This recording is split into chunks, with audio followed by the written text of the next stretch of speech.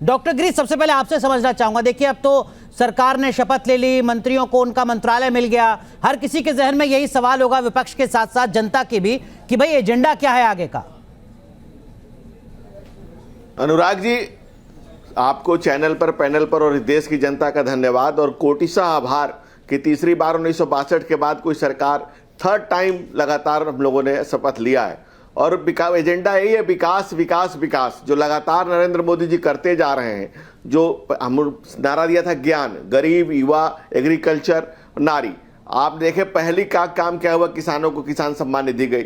दूसरा क्या हुआ, 3 करोड़ नए घर बनेंगे, 4 करोड़ हमने घर बनवाए थे पीछे, 12 करोड़ किसान सम्मान निधि, 12 करोड़ इज्जत घर, उसके अलावा 3 करोड़ नए घर बनेंगे जो हमने मैनिफेस्टो में लिखा हुआ है। तो जो कहा है वो किया करेंगे और लगातार वही करते रहे। देश की जनता जानती है कि मोदी है तो मुमकिन है। और एनडीए की सरकार जिस रफ्तार से देश को विकास देती आई, 14 में भी एनडीए की सरकार थी, 19 में भी थी और 24 में भी है। और देश की जनता का ये आशीर्वाद है कि तीसरी बार, चौथी बार, बारंबार एनडीए सरकार इस देश की, इस बात के लिए इस देश की जनता का कोटिसा धन्यवाद, आभार। और हम जिस तरह से जनता के कदमों में सर झुका करके इस सियासत की सरमाएदारी स्वीकार कर रहे हैं, इस देश जनता का कोटिसा आभार प्रकट कर रहे हैं। आज नेशन को निरंतर ऊंचाइयों पर जिस तरह से नरेंद्र मोदी के नेतृत्व ने दिया है, आगे भी हम इसको और ऊंचाइयां देंगे।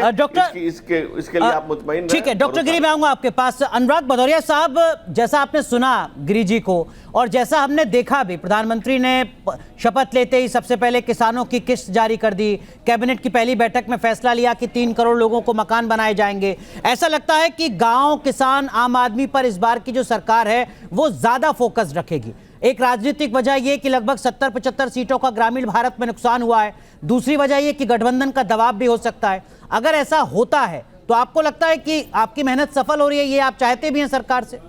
बिल्कुल, मैंने तो पहले भी कहा, फिर कहता हूँ, मत पूछ कि क्या हाल था मेरा तेरे पीछे, तू देख कि क्या रंग है तेरा मेरे आगे।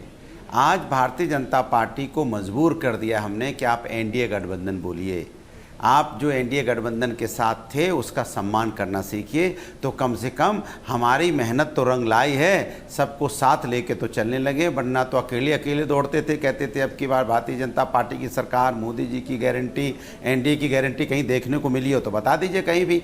लेकिन जनता ने इनको दिखा दिया है ना कि नहीं, भारतीय जनता पार्टी को हम पसंद नहीं करते। ठीक है, आप एनडीए गठबंधन के साथ मिलकर आपने सरकार बना ली है, लेकिन 400 पार का नारा कहाँ चला गया?